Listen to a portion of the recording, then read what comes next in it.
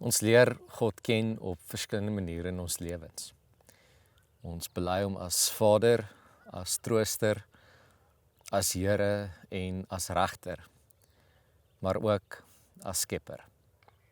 Hartlik welkom by NG Vera Park se digitale bediening.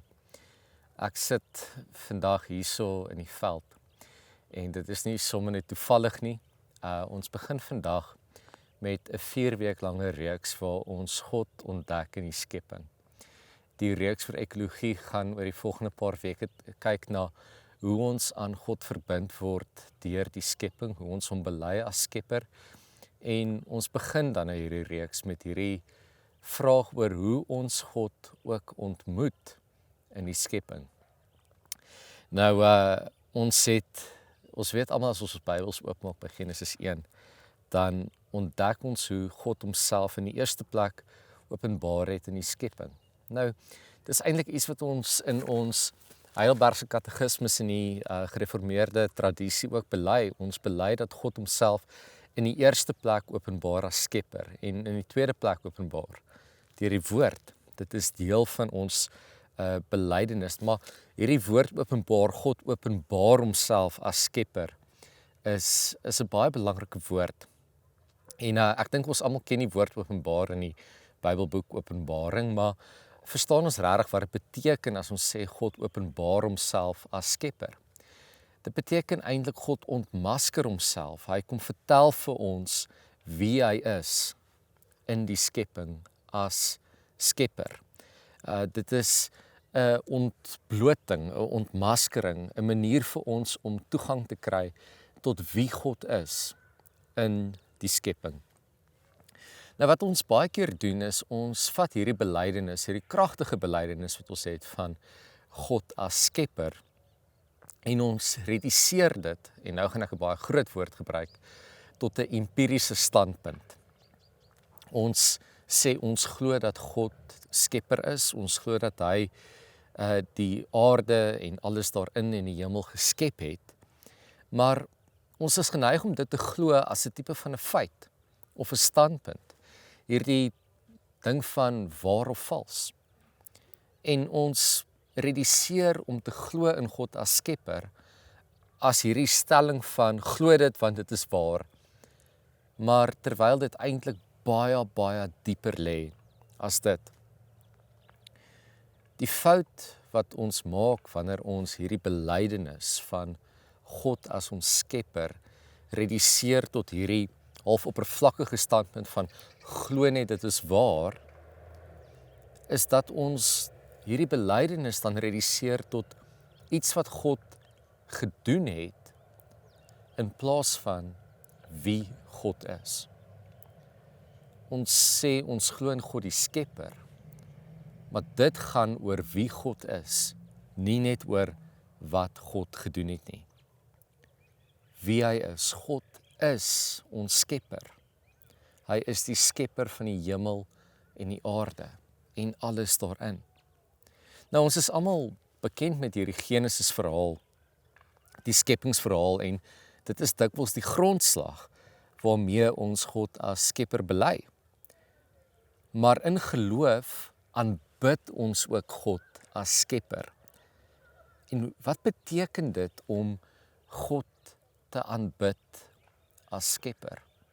Nou in hierdie eerste week van ons ekologie reeks sê ons ontdek en ons ontmoet God uiteindelik in die skepping.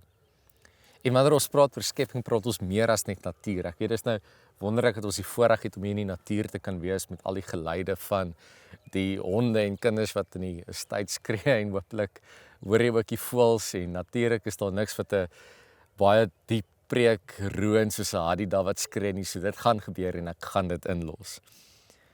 Maar ek dink deel van dit wat ons vandag hiernatoe roep, is hierdie vraag van hoe ontmoet ek my Skepper en hoe aanbid ek my Skepper? Hierdie diep belydenis van ek glo in wie God is as Skepper, en hoe klink daardie taal anders as net hierdie empiriese feit wat ons baie keer geloof net reduseer tot hierdie waar en vals. En wat ons help om woorde te gee vir hierdie belydenis is Psalm 104. So ek wil uitnooi, as jy 'n Bybel by jou het, maak oop by Psalm 104. Ek gaan die woorde ook vertoon nou hier op die skerm vandag uit die 2020 vertaling. Ons gaan lees van vers 1 tot by vers 15, maar voordat ons lees, kom ons gaan bid ons Skepper. En ons dank hom vir sy woord, wat ons vandag kan ontvang. Here Skepper, dankie dat ons vandag in u teenwoordigheid kan stil word, dat ons die woord kan ontvang.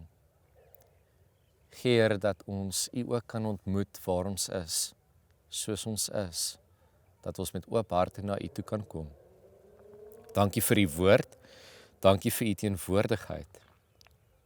En ons gebed vandag, Here, is dat u ons harte sal stil maak, dat ons u stem mag hoor, dat ons u genade mag ontvang, en dat ons werklik u sal ontmoet as ons Skepper vandag. Dankie vir u woord, dankie dat u ons daardeur verenig, en gee dat ons ook sal leer om in dankbaarheid daaruit te leef. Amen. Loof die Here, o my siel. Here, my God, u is baie groot. U is met luister en glans beklee. U wat u self met lig omhul, soos in 'n mantel, wat die hemel oopspan, soos 'n tentdoek. U is die een wat die balke van sy bokamers op die water oprig, wat wolke sy strydwa maak, wat op die vlerke van die wind beweeg, wat winde sy boodskappers maak, vlammende vuur sy dienaars, wat die aarde op sy fondamente vestig, dat dit vir altyd en ewig nie wankel nie. Met oerwater het u dit soos met 'n bookleed bedek, tot bo oor die berge het die waters gestaan. Weens u dreiging het die waters gevlug, weens die geluid van u donder op die vlug geslaan. Dit het oor berge gespoel, in valleie afgevloei, na die plek wat u daarvoor bestem het. U grens het u gestel waaroor dit nie mag gaan nie. Dit mag nie terugkeer om die aarde te bedek nie. Dit is u wat fonteine laat ontstaan en die spruite tussen berge vloei dit deur en gee al die diere van die veld water. Die wilde donkies les hulle dors langs die strome, is die voëls van die hemel tuis, tussen die digte blare sing hulle. U is die een wat die berge laat drink uit sy bokamers, uit die vrug van die arbeid word die aarde versadig. Dit is u wat gras laat groei vir die vee en plante vir die mens om te verbou, om voedsel uit die aarde voort te bring, wyn wat 'n mens se hart bly maak, olie om die gesig mee blink te maak en brood wat 'n mens se hart versterk. Die psalmdigter gaan aan. Dit is 'n pragtige psalm. Lees dit verder in jou vrye tyd. Mediteer daar rondom, dink daaroor en vind jouself ook in hierdie psalm. Hierdie psalm het sterk woorde van God se teenwoordigheid in die natuur. En ons word in hierdie woorde ook ingenooi vandag om saam te dink oor hoe ons God kan ontmoet as Skepper in die skepping. En hierdie psalm spreek 'n belangrike vraag aan vir my en jou in ons geloofslewe, en die vraag oor hoe kan ek weet dat ek God kan ontdek wie hy is in die skepping. Nie net wat hy gedoen het nie. Ons kyk na die skepping en ons bewonder ons oor wat God gedoen het. Maar hierdie vraag van wie God as Skepper is, word vir ons ook geantwoord. Die psalms beskryf nie God se skepingswerk as iets wat in die verlede tyd gebeur het nie. Iets wat klaar verby is, wat vergaan het, en asof God op 'n afstand geskep het en nou die horlosie opgewen het en nou loop hy maar net van self af nie. Nee, daar word intieme taal gebruik vir die radikale betrokkenheid en teenwoordigheid van God by die skepping. Dit is ook 'n aktiewe betrokkenheid, 'n doelbewuste betrokkenheid. En ek dink dit nooi my en jou uit om nie te dink oor God se teenwoordigheid in ons lewens nie as 'n passiewe rolspeler of 'n buitestander wat inkyk en nou en dan ingryp nie, maar iemand wat doelbewus, aktief en fyn betrokke is. Die prentjie kom by my op van iemand wat na 'n bonsai kyk. Ons het 'n bonsai by die huis, so 'n boompie wat daar so staan, hy staan op die oomblik buite. Ek weet nie wat se boom dit is nie. Eerlikwaar, ek is nie seker wat die naam van die boom is nie. Ek weet ook nie regtig presies hoe mooi om na hom te kyk nie. Ek weet mens bereik 'n sekere ouderdom waar jy dan meer na bonsais kyk en dan vir Vadersdag kry omtrent elke jaar 'n bonsai of vir jou verjaarsdag 'n bonsai of 'n boek oor bonsais. Ek weet ons het so 'n boek gehad oor bonsais op 'n stadium. Maar wat ek wel weet van bonsais is dit is iets wat fyn versorging vereis. Jy moet met fyn sorg na die boom kyk. Jy kan nie met groot toebehore en tools die snoeiwerk doen nie. Dis fyn toebehore, fyn werk. Jy moet aandagtig kyk, presies, en jy moet geduldig wees. En jy moet die boom toelaat om te doen wat hy weet hy moet doen. En dis die beeld waaraan hierdie Psalm my herinner. En ek dink wanneer ons elkeen terugkyk oor ons lewens, die pad wat ons gestap het, ons regtig eerlik moet wees, dan sien ons hoe fyn God met ons besig is. Hoe fyn hy elke oomblik gebruik. Hoe presies hy besig is. Daar gaan die Adidas. Ek dink hierdie Psalm roep ons terug om te dink oor hoe bewus ons is van God se betrokkenheid in ons lewens. Dat ons dink dat hy dalk baie keer op 'n afstand is, dat hy ver is. Want dit daag ons ook uit om te vra, waar gaan soek ons God? Ek dink dikwels gaan soek ons God op die verkeerde plekke. Ons Skepper is in ons lewe besig en teenwoordig. Ons moet leer om na binne te kyk. Ons moet leer om hom te vertrou met die snoeiwerk, met die fyn werk waarmee hy besig is. Dis 'n intieme betrokkenheid, 'n intieme teenwoordigheid en hoor dit vandag. God is besig, aktief met jou lewe. Hy los jou nie alleen nie. Nou, ek het in die begin gesê, alhoewel ons hier in die natuur sit, God se skepping is meer as net die natuur om ons. Ek dink vir die van ons wat in die stad bly, is dit baie keer moeilik. Ons voel ons moet ontvlug uit die stad uit om in die natuur te kan wees of om by die skepping uit te kom. Maar het jy al ooit daaraan gedink dat jy ook God se skepingswerk is? Dit word vir ons so mooi verwoord in Genesis 1 dat God ons na sy beeld geskep het. Jy is ook 'n skepsel. Daardie woord skepsel het baie keer 'n negatiewe konnotasie, maar jy is ook iemand wat geskep is. Jy is deel van God se skepingswerk. En hierdie Psalm leer ons dat met dieselfde sorg waarmee God met die natuur besig is, die natuur en die wêreld om ons, met daai selfde sorg is jy ook deel van daardie natuur. Jy is ook 'n natuurlike organisme wat fyn beplan is in God se skepingshand. Die ding is, ek en jy moet leer om ons Skepper te vertrou dat hy weet wat goed is vir ons en ons op daardie pad wil stuur wat hy vir ons bestem het. Die Skepper weet wat die doel is. As jy moet dink aan 'n potlood. Ek weet nie of kinders vandag met potlode gebruik nie, maar dit laat my vinnig net dink aan daai grappie waar die Amerikaners toe hulle ruimte toe gegaan het, miljoene dollars spandeer het om 'n pen te ontwikkel wat kan werk sonder gravitasie, en wat die Russe gedoen het is hulle het vir hulle mense potlode gegee.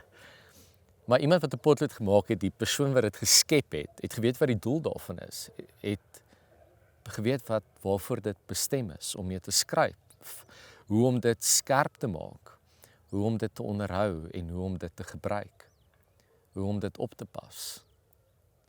En ook waarvoor dit nie gebruik hoef te word nie. Iemand wat 'n potlood gebruik om dit skerp te maak, om iemand mee te steek of as 'n deurstopper gebruik, misbruik die doel van daardie skepping. En iemand het op 'n keer beskryf dat sonde is om jou doel te mis. So wanneer ons dink aan onsself as deel van die natuur van dit wat God geskep het, ook skepsels in God se genade, dan vra ons onsself, waarvoor is ons geskep? Met watter doel is ons geskep? En waar mis ek my doel? Waar in my lewe is ek besig om buitekant dit te leef waarvoor God my geskep het? En partykeer weet ons nie waarvoor ons geskep is nie. Ons weet nie wat ons doel is nie. Dan gaan soek ons dit by die verkeerde plekke. Gaan soek jou doel by jou Skepper. Ontmoet God. Ook in hoe jy gemaak is. In jou lewe. In die natuur van wie jy is. Hierdie gedeelte praat baie oor hierdie beeld van die vloed. Hoe God eintlik orde in die chaos van die waters gevestig het. Daai beeld is alom bekend in die Bybel. Ons gaan 'n bietjie later in die reeks meer praat oor hierdie orde en chaos. Maar wat hierdie gedeelte vir ons wil sê, is dat daar geen vloed, geen ramp, geen chaos is wat te groot is vir ons Skepper nie. Ons moet net leer om te vertrou. Nou ek wil afsluit om jou uit te nooi om iets te doen hierdie week. Ek dink in hierdie reeks is dit belangrik dat ons almal aktief daaraan moet deelneem. So ek wil jou uitnooi en ek gaan vir jou 'n baie spesifieke ding gee wat ek wil hê jy moet gaan probeer, gaan doen dit, eksperimenteer daarmee. En laat weet my, praat met my. Ek gaan my e-posadres en my selfoonnommer in die beskrywing van hierdie video los. Ek wil hoor hoe jy ook hierdie reeks ervaar. Ons gaan vir 4 weke hiermee besig wees, so neem asseblief daaraan deel. Wat ek wil hê jy moet doen, is ek wil hê jy moet gaan dink aan die beeld van 'n bonsai of 'n boom of 'n plant of 'n roos. Iets wat vir jou, iets wat jy in jou tuin het. Dit kan 'n spesifieke blom wees, 'n orgidee dalk. En ek wil hê jy moet dink oor jou eie lewe, oor jou verbintenis aan jou Skepper op hierdie manier. Wat as jy nou dink aan kom ons vat vir 'n oomblik 'n orgidee. Wat verteenwoordig die wortels? Met ander woorde, waarin plant jy jouself? Waaruit kry jy jou voedsel, dit wat jy nodig het om te groei? Wat se wortels is jy dalk besig op die verkeerde plekke te plant?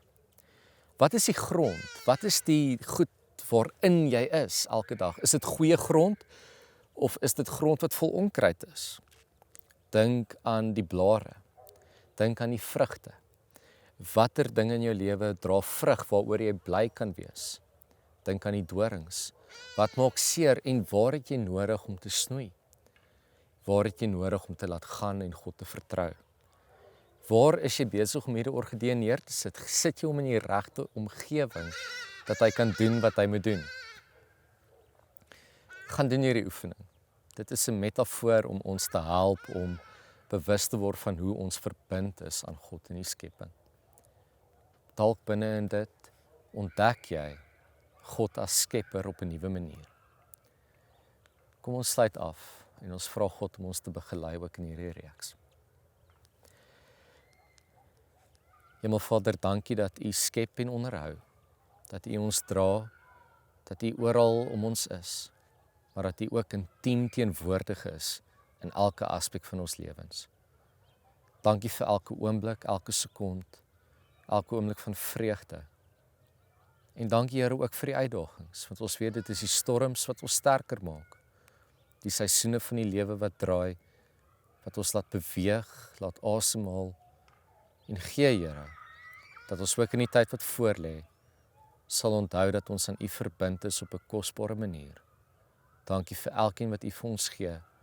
En gee Here, dat ons ook in hierdie tyd onsself sal toewy aan U. Amen.